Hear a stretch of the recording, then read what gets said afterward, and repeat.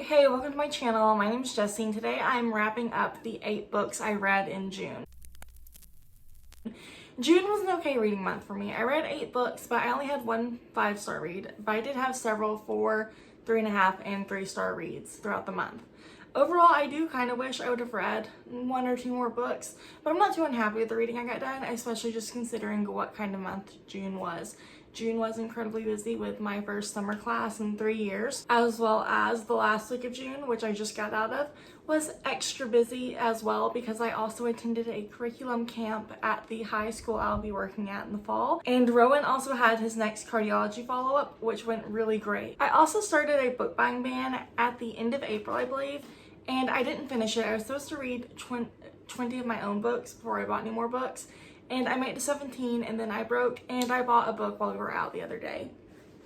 And I bought Fake It Till You Bake It by Jamie Wesley. This is one that I've been interested to read. I've had it on hold on Libby since it came out and I got tired of waiting for it, so I went ahead and picked it up and I ordered 3 more books. So as of today, for me, July 1st, I am restarting my book buying ban. I also think I'm going to talk about the books in the order that I read them this month. So before I start talking about the books though, please take a moment to like this video and subscribe to my channel to make finding my content just a little bit easier. The first book I read in June was All of Us Villains by Amanda Foody and Christine Lynn Herman, and I read that as part of the Buzzword Challenge prompt for June, and I rated it 5 stars. I had such a great time with this book. I enjoyed it so much. It was described as like Hunger Games with magic, I think, and it kind of makes sense, but it takes place in this world where magic still exists to an extent, and then these 7 families have access to higher magic, and once a generation they host this tournament essentially where whoever comes out on top, whichever kid wins, that family will have access to the high magic for the next 20 or so years until the next tournament starts. And these kids, you can all tell that all of them aren't really into this, but they've all also been bred for this. Like, this is what their whole lives have led up to. It's been this point. And they also all kind of find out some things about their families they don't really like throughout this process. The tournament was actually revealed to the entire world with this book that was released, and at the very end of the book you find out who released the book. And I'm actually really excited to read the next book whenever it comes out. I think sometime this fall, late summer or early fall. I really want to read it, and I had a great time with All of Us Villains. I also want to say that I did vlog this. I have not taken the time to edit this vlog yet. It really should have gone up like last weekend, but I just got lazy with editing, so it's probably gonna go out sometime in July. But I had a great time with this book. I also read Meet Cute Diary by Emery Lee and rated it 4 stars. This book follows Noah, who recently transitioned, and he's been running this Tumblr account where he posts these meet cute stories that people have supposedly sent him, but people keep kind of, pointing out his Tumblr blog is kind of a scam. It's not real. And so he ends up fake dating this one guy, and they don't really click at all. And Noah eventually meets this other person who he's had a connection with in the past, and they end up I enjoyed how passionate Noah was about his blog. Noah's blog was really interesting sounding, and I liked the idea of it. And then I also liked that Noah became more mature throughout the book. I think I kind of struggled with Noah's maturity, and so I've been kind of struggling with YA in general lately, because you'll get books like All of Us Villains, and I loved that one and I had a great time with it. But then, you get to the Meet Cute Diary, and it was a really cute book and I enjoyed most of it. But Noah's immaturity kind of bothered me throughout the book, and I know that that's just because Noah is a teenager and he is going through a lot of changes and stuff like that, especially like moving to a new state and stuff. But at the same time, just the maturity issues kind of bothered me. So I know it's really more of a me issue, so I tried not to let it bother my rating of the book too much.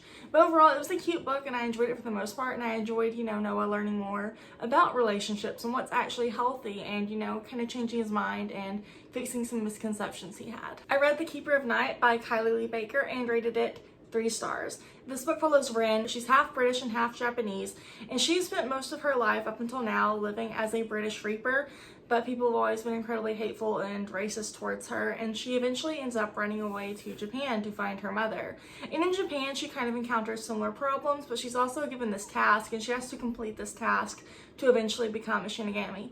And I enjoyed the idea of the story more than the actual story itself. I really struggled to stay into most of the book, and I really struggled to get into the story. I thought it was interesting to read about Ren's experience because she was so sure that once she got to Japan, everything would be fine, that she'd fit in there. And so it was interesting to read about in that sense, but at the same time, I really struggled to just get into the story and stay into it. But I did, however, enjoy kind of the twist at the end. Everything that happened at the end was a little wild and interesting. And where she ends at the end of the book was really interesting as well. And so I have mixed feelings on if I'll be reading the second book or not at this point in time. I also read The Witch King by H.E. Edgman and rated it 3.5 stars. This book follows Wyatt, who was born a witch in the fairy world, or in like the hidden fairy world within the human world, and he was betrothed to a fey prince whenever he was a young kid, and a lot of stuff happened. Wyatt is another transgender character, and he ends up running away from home at 16, I believe, because of just something awful that happened that he isn't really fully in control of. Somehow or another, his betrothed finds him, and he ends up back in the fairy world. And he ends up making a deal with this person who's against his fiance to, you know, kind of get out of there and work things out, I guess. And there's a lot that kind of goes into it, because the actual politics of the story were interesting. It was interesting to read about the, you know, the witches versus the fairies, and how a marriage between a fae and a witch would potentially do so much to move society forward, but at the same time, so many people don't want to see it. And then I also really loved all of the representation in this book. There were so many different characters of so many different sexualities and gender identities and racial identities throughout the entire book, and so I really enjoyed all the representation. But on the other hand, I think Wyatt's immaturity got to me again in this book, and Wyatt and Noah kind of reminded me of each other, but I do feel like in the end of Meet Cute Diary, Noah ended up being a little bit more mature, whereas Wyatt, I don't think he matured a lot, or matured as much as I would have wanted him to. And I don't know if that's maybe the issue I had, but I just really kind of struggled with that part of the book. And I also kind of felt like Wyatt was really bad about self-sabotaging in some ways, or about not following through on some stuff, so I'm not quite sure. Like, you know, the way he was supposed to be sabotaging his fiance, he didn't really keep up with. Might be kind of a nitpick, because, you know, if he would have sabotaged his fiance, then maybe they wouldn't have ended up together. But also, it's just, I guess maybe the principle, I'm not quite sure. But I liked the idea of the book, but once again, I didn't love the book. But I do think I want to read the second book just to see where it goes, because I really enjoyed the twist and the betrayals that happened at the end of The Witch King, so I kind of want to see what happens next, but I haven't fully made up my mind yet. I read One Last Stop by Casey McQuiston and rated it 4 stars. This book follows August, who has just moved to New York. She's kind of been trying to put distance between herself and her mom, because she spent so much of her childhood helping her mom investigate her missing brother, and August just wants to move on with her life in this new direction. So she moves to August. She finds a flyer ad for roommates, and so she finds some roommates, and she ends up meeting this woman named Jane while on the train or on the subway every day. And along the way, she kind of finds out that, you know, Jane's kind of stuck in time. Jane is from the 70s, and she's been stuck on the subway since the 70s, but Jane also doesn't fully recognize that she's stuck on the subway, in the sense that there's been times where, you know, her perception of time and her perception of what's going on aren't quite right. The only thing she really knows is that she hasn't been able to really leave the subway. But somehow being near August kind of, you know, strengthens her spot in the time and what's going on and everything. And so that it was such a good book for the most part. I really enjoyed so many parts of this. I enjoyed August and Jane's relationship and how they came together, and I enjoyed August's relationship with all 3 of her roommates, and I really liked the way they were added as well. It was kind of a found family element with them. I would say my biggest and only complaint really about the book is just how convenient everything was. So August moves to New York, which I'm heard is pretty expensive, and she's going to college and she's working, and she's also spending literally almost every second of her days on the train, and so she's not going to work. From the way the book makes it sound, she's a no-call, no-show, so I'm not quite sure how she goes 2 or 3 weeks without showing up for a shift and still has a job. So that part was really convenient, that she, you know, always had a job. There was 1 or 2 parts where money was brought up, but we never really see August struggling with money, technically. And then the one thing that really stuck out to me was how she is a semester away from graduating while having just transferred to New York. So typically, like, if she's taking like a regular undergraduate semester, that's probably 12 to 15 hours of classwork. All of the colleges I've attended, you have to have 60 hours of institutional credit at the school you're at to graduate with that school. And so August is going to apparently graduate from the school in New York with 30 hours with a degree she just started.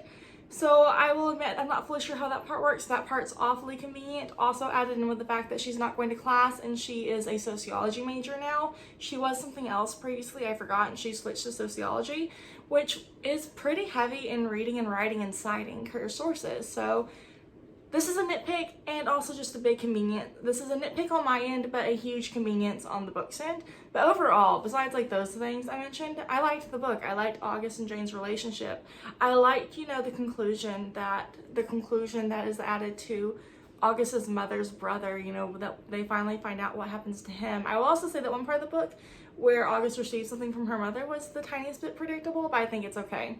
But overall, I liked most of this book. Next, I read Set on You by Amy Leah and rated it 4 stars. This book follows Crystal Chen. She is half Chinese, half white, and she is also a fitness influencer on Instagram. And she has a big following that way. And then one day she goes to the gym and this guy named Scott, who happens to be a firefighter, shows up and kind of takes her equipment, and they kind of start this little rivalry. It seems to be mostly on Crystal's side because we just have her point of view.